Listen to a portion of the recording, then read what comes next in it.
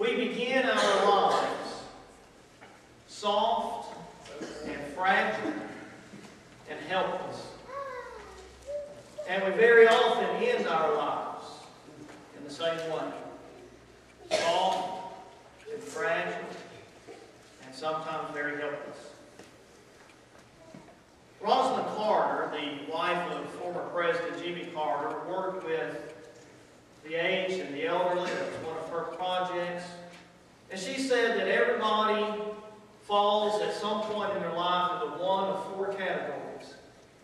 Those who have been caregivers, those who are now caregivers, those who will one day be caregivers, and those who will need a caregiver.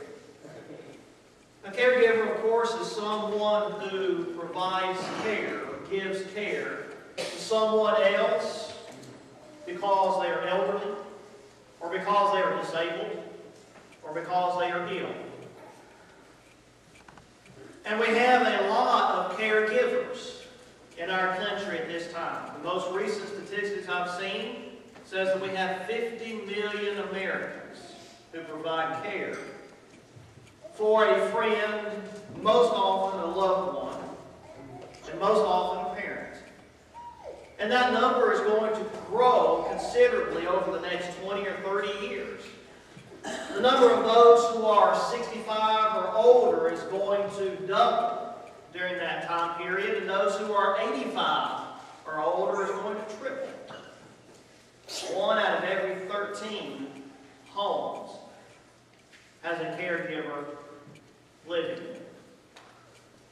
Now, in the lesson that I gave several Sundays ago on Jesus loves those with disabilities, I pointed out something that we all know is that Christians have always taken care of those who are at both ends of the spectrum and those who are in special care, special need of care.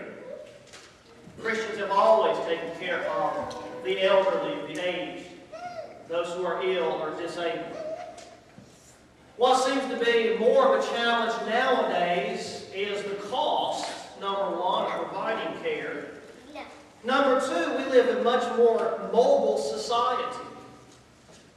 How many of you live, say, more than 2 hours? How many of you live more than 100 miles from either your parents or your children? Got quite a few of us. When we leave the community in which we were born and raised, we uproot ourselves. And for those who have moved away from their children, then they very often move into an area, a community, where they don't have any of those roots anymore. And so our society is changing. We are getting older. We are living longer, and we are having problems with our health as we live longer. And we're further away from our families than we have been before in American history. Another aspect of modern life is the fact that the singles demographic, especially female singles, is growing in America.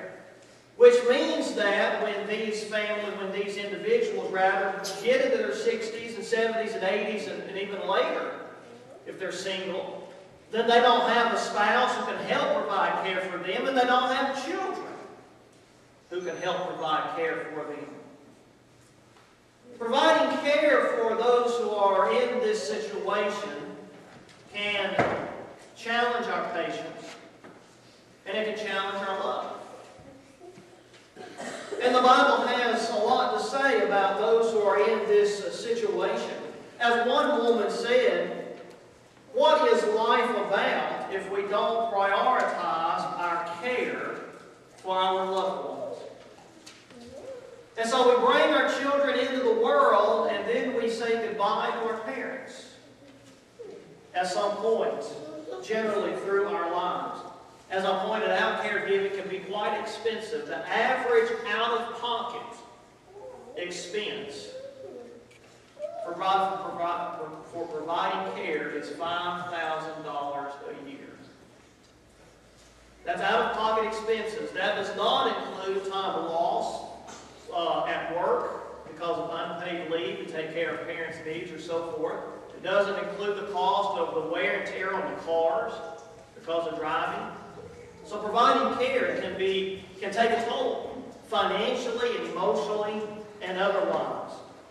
What does the Bible say about taking care of the aged? The word aged is used 12 times in the Bible, but the word widow is used 63 times. And so the Bible has a lot to say about those who are elderly and those who don't have others who can look out for them. Turn to 2 Samuel chapter 9. Because as I reflected on this subject, I came across two in my memory, you might think of some others, two individuals in the Bible who provided care, who were caregivers in the Word of God. One in the Old Testament and one in the New Testament. The Old Testament example is King David himself. King David came to the throne after King Saul was killed by the Philistines at the end of 1 Samuel chapter 31 specifically. And by 2 Samuel chapter 9, King David has consolidated his power on the throne in Jerusalem. There was a short period of time where the son of King Saul tried to continue his rule in his family, but eventually they gave their allegiance over to David. So David has consolidated his power by chapter 9. Now, beginning of verse 1 of chapter 9, King David says, "Is there yet anyone left of the house of Saul, that I may show him kindness for Jonathan's sake?" Now remember that Jonathan was King Saul's son. Jonathan was the royal prince, but he was killed at the same time that his dad was in the battle with the Philistines in 1 Samuel chapter 31. But Jonathan and David were best buddies. They were so very close during that period of time when David comes into this picture with Jonathan, Saul's son. But Jonathan was killed. So now David says, is there anybody in the house of Saul that I can express my kindness to for the sake of Jonathan, my very dear friend? And so verse 2, there was a servant of the house of Saul whose name was Ziba. And they called him to David, and the king said, "Are you Ziba?" And he said, "I am your servant." And the king said, "Is there not yet anyone of the house of Saul to whom I may show the kindness of God?" Notice that being a caregiver is expressing the kindness of God. Ziba said to the king, "There is still the son of Jonathan who is crippled in both feet." Mephibosheth was 5 years old when the Philistines attacked Israel.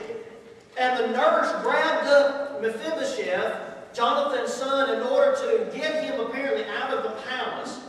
And in the process, she dropped him and he broke his legs. Now, they didn't have medical care then that we do today, obviously. And so apparently they did not have the means by which to help his legs recover. And so Mephibosheth grew up with lame legs. And so he's crippled in both feet. So the king said to him, verse 4, "Where is he?" Ziba says, "Behold, he's in the house of Machir, the son of Ammiel in Lodabar."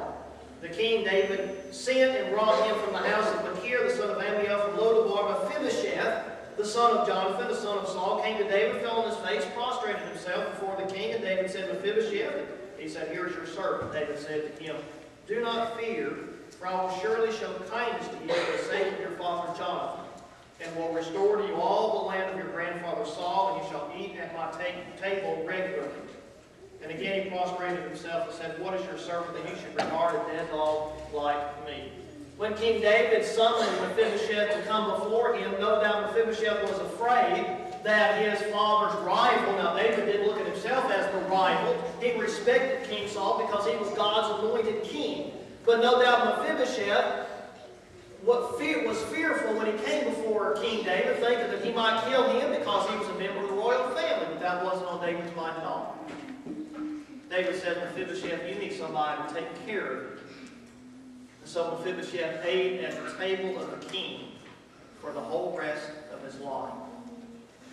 Now look over at John chapter 19. In the passage that we have read for us earlier, Jesus asked someone to take care of his mother. Now, because Joseph is not in the picture anymore, we presume that Joseph has already passed away and passed from this life. And so, John chapter 19, beginning at verse 25, Jesus is hanging there on the cross. And there at the cross was his mom, with him all the way to the end. She had seen what her son had suffered. She had seen what his son had endured. But Mary knew the Old Testament. Mary had taught her son growing up who he was and what he was to do. Now, we don't know it all that Mary understood. But I wonder if she had a better understanding than the apostles did. Mary standing there at the cross, and his mother's sister Mary, the wife of Clopas, and Mary Magdalene. And so that Jesus saw his mother and the disciple whom he loved standing nearby. Now, by the process of elimination, the disciple whom Jesus loved had to have been John. John, the beloved disciple, was standing nearby. And so Jesus, hanging on the cross, is now thinking about his mom's physical well-being after he's gone. But his own brothers don't come to his mind. Now we know that Jesus' own brothers did not believe in him at this point, not until after the resurrection. Chapter 7 tells us that. But Jesus did not put his mom's life, he's the oldest son, into the care of his brothers. But he sees the disciple standing by whom he loved, John, and he said to his mother, "Woman, behold your son," that is your caregiver now. And then he said to the disciple, John, he said, "Behold your mother." And from that hour, the disciple took her into his own household. And John becomes the caregiver for Jesus' own mother.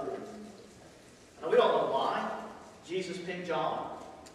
He had 10 other disciples he could have picked. Judas Iscariot, of course, has turned his back on Jesus. He had 10 other disciples he could have picked.